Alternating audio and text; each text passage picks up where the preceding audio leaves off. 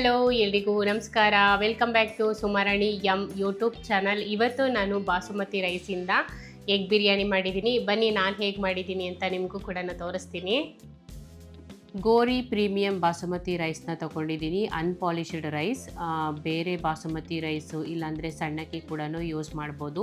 4 ಗ್ಲಾಸಷ್ಟು ತೊಗೊಂಡಿದ್ದೀನಿ. ಇದನ್ನ 2-3 ಸಲ ಚೆನ್ನಾಗಿ ತೊಳೆದು 3/4 ಗಂಟೆ ನೆನೆಸಿಡಬೇಕು. ನಾನು ಯಾವುದೇ ಅಕ್ಕಿ ತೊಗೊಂಡ್ರೂ ಚೆನ್ನಾಗಿ 2 ಸಲ 3 ಸಲ ತೊಳೆದು ಒಂದು 3/4 ಗಂಟೆ ನೆನೆಸಿಡ್ತೀನಿ. ಒಂದು ಅರ್ಧ ಗಂಟೆ ನೆನೆಸಿಟ್ರು ಸಾಕು.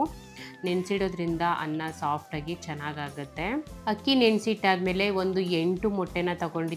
ಒಂದು 6 ಮೊಟ್ಟೆ ತೊಗೊಂಡ್ರೂ ಸಾಕಾಗುತ್ತೆ. ನಮ್ಮನೇಲಿ ಮೊಟ್ಟೆ ಎಲ್ಲರೂ ಇಷ್ಟಪಡ್ತಾರೆ, ಹಾಗಾಗಿ ನಾನು 8 ಮೊಟ್ಟೆನ ತೊಗೊಂಡಿದ್ದೀನಿ.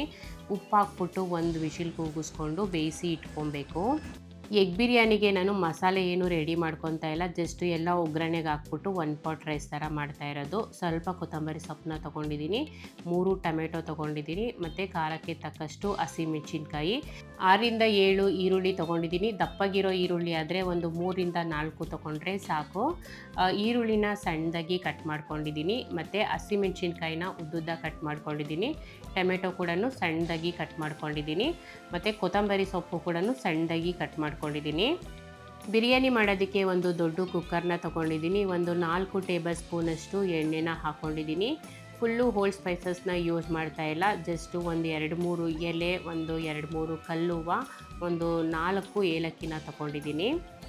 ಎಣ್ಣೆ ಚೆನ್ನಾಗಿ ಬಿಸಿ ಆದಮೇಲೆ ಹಾಕ್ಕೊಂಡು ಸ್ವಲ್ಪ ತಿರುಗಿಸ್ಕೊಂಡು ಸಣ್ಣದಾಗಿ ಕಟ್ ಮಾಡ್ಕೊಂಡಿರೋ ಈರುಳ್ಳಿನ ಹಾಕ್ಕೊತಾ ಇದ್ದೀನಿ. ಈರುಳ್ಳಿನ ಎಣ್ಣೆಲಿ ಚೆನ್ನಾಗಿ ಫ್ರೈ ಮಾಡ್ಕೊಬೇಕು.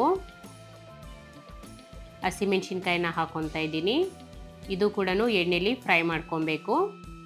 2 ಸ್ಪೂನ್ ಆಗುವಷ್ಟು ಶುಂಠಿ ಬೆಳ್ಳುಳ್ಳಿ ಪೇಸ್ಟ್ನ ಹಾಕ್ಕೊತಾ ಇದ್ದೀನಿ. ಹಾಕ್ಕೊಂಡಿದ ತಕ್ಷಣ ಚೆನ್ನಾಗಿ ತಿರುಗಿಸ್ಕೊಬೇಕು, ಇಲ್ಲಾಂದರೆ ತಳ ಹಿಡ್ಕೊಂಬಿಡುತ್ತೆ.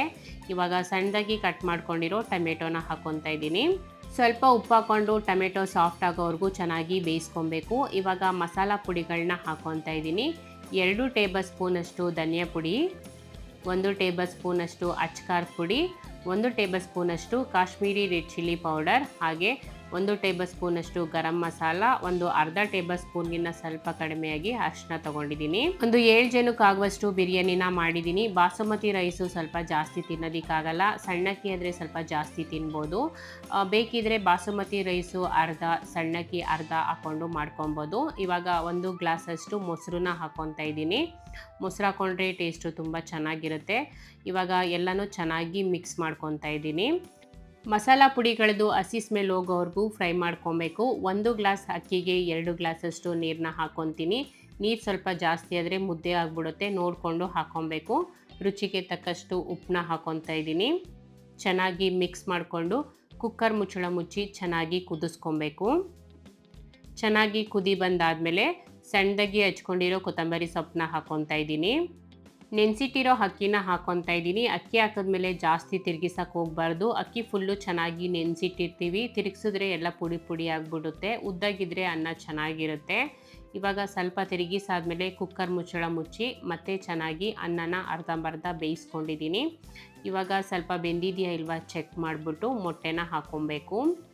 ಬಾಸುಮತಿ ರೈಸ್ ಅಲ್ವಾ, ಹಾಗಾಗಿ ಫುಲ್ಲು ಉದ್ದುದ್ದಕ್ಕೆ ಕಾಣಿಸ್ತಿದೆ. ಬೇಯಿಸಿಟ್ಕೊಂಡಿರೋ ಮೊಟ್ಟೆನ ಹಾಕ್ಕೊತಾ ಇದ್ದೀನಿ. ಸೌಟಲ್ಲಿ ಜಾಗ ಮಾಡಿಕೊಂಡು ಒಂದೊಂದೇ ಮೊಟ್ಟೆನ ಸುತ್ತ ಹಾಕ್ಕೊಂಡಿದ್ದೀನಿ. ಮೊಟ್ಟೆನ ಲೈಟಾಗಿ ಕಟ್ ಮಾಡಿ ಹಾಕ್ಕೊಬೋದು. ನನಗೆ ಮೊಟ್ಟೆ ಕಲಸೋಗ್ಬಿಟ್ರೆ ಅಷ್ಟು ಇಷ್ಟ ಆಗಲ್ಲ, ಸೊ ಹಂಗಾಗಿ ನಾನು ಕಟ್ ಮಾಡದೆ ಹಾಕ್ಕೊಂಡಿದ್ದೀನಿ. ಮೊಟ್ಟೆ ಹಾಕಿದ್ಮೇಲೆ ತಿರುಗಿಸೋಕೆ ಹೋಗಬಾರ್ದು. ಮೊಟ್ಟೆ ಮೊದಲೇ ಬೆಂದಿರುತ್ತಲ್ವ, ತಿರುಗಿಸಿದ್ರೆ ಎಲ್ಲ ಕಲಸೋದಂಗೆ ಆಗಿಬಿಡುತ್ತೆ. ಕುಕ್ಕರ್ ಮುಚ್ಚಳ ಮುಚ್ಚಿ 1 ವಿಶಿಲ್ ಕೂಗಿಸ್ಕೊಬೋದು. ನಾನು ಹಂಗೆ ಲೋ ಫ್ಲೇಮಲ್ಲೇ ಇಟ್ಕೊಂಡು ಮಾಡ್ಕೊತಾ ಇದ್ದೀನಿ. ಮಸಾಲೆ ಎಲ್ಲ ಅನ್ನಕ್ಕೆ ಚೆನ್ನಾಗಿ ಮಿಕ್ಸ್ ಆಗಬೇಕು ಅಂದರೆ ರೊಟ್ಟಿ ಕಡ್ಡಿಲಿ ಈ ಥರ ತಿರುಗಿಸ್ಬಿಟ್ಟು ಕುಕ್ಕರ್ ಮುಚ್ಚಳ ಮುಚ್ಚಿ ಸ್ವಲ್ಪ ಬಿಸಿ ಕಡಿಮೆ ಆದಮೇಲೆ ತೆಗೆದು ನೋಡಿದ್ರೆ soft and tasty egg biryani ರೆಡಿಯಾಗಿರುತ್ತೆ. ಗೋರಿ ಪ್ರೀಮಿಯಂ ಬಾಸುಮತಿ ರೈಸ್ ಇದು ನಾರ್ಮಲಾಗಿ ಎಲ್ಲ ಬಾಸುಮತಿ ರೈಸ್ ಥರನೇ ಇರುತ್ತೆ, ಬಟ್ ಸ್ವಲ್ಪ ಶೈನಿಂಗು ಕಡಿಮೆ ಇರುತ್ತೆ, ಅಂದರೆ ಪಾಲಿಶ್ ಕಡಿಮೆ ಇರುತ್ತೆ. ಡಯಟ್ ಮಾಡೋರು ಈ ರೈಸ್ನ ಯೂಸ್ ಮಾಡ್ತಾರೆ. ನಾನು ಅಮೆಝಾನಿಂದ ತರಿಸ್ಕೊಂಡಿದ್ದೀನಿ, ಅದರದ್ದು ಲಿಂಕ್ ಕೂಡ ಹಾಕಿರ್ತೀನಿ, ಬೇಕಿದ್ರೆ ನೀವು ಕೂಡ ಚೆಕ್ ಮಾಡಿ. ಮನೆ ಅಕ್ಕಿ ರೂಢಿಯಾಗಿರೋರಿಗೆ ಅಂಗಡಿ ಅಕ್ಕಿ ಅಷ್ಟು ರುಚಿ ಕೊಡಲ್ಲ. ನನಗೆ ಮಿಲ್ಲಲ್ಲಿ ತೊಗೊಂಬರೋ ಅಕ್ಕಿ ಮತ್ತು ನಮ್ಮೂರಲ್ಲಿ ತೊಗೊಂಬರೋ ಅಕ್ಕಿನೇ ತುಂಬ ಇಷ್ಟ ಆಗೋದು. ಮತ್ತು ನಾನು ನೆಕ್ಸ್ಟ್ ವೀಡಿಯೋದಲ್ಲಿ ಸಿಗ್ತೀನಿ. ಅಲ್ಲಿವರೆಗೂ ಟೇಕ್ ಕೇರ್, ಬಾಯ್.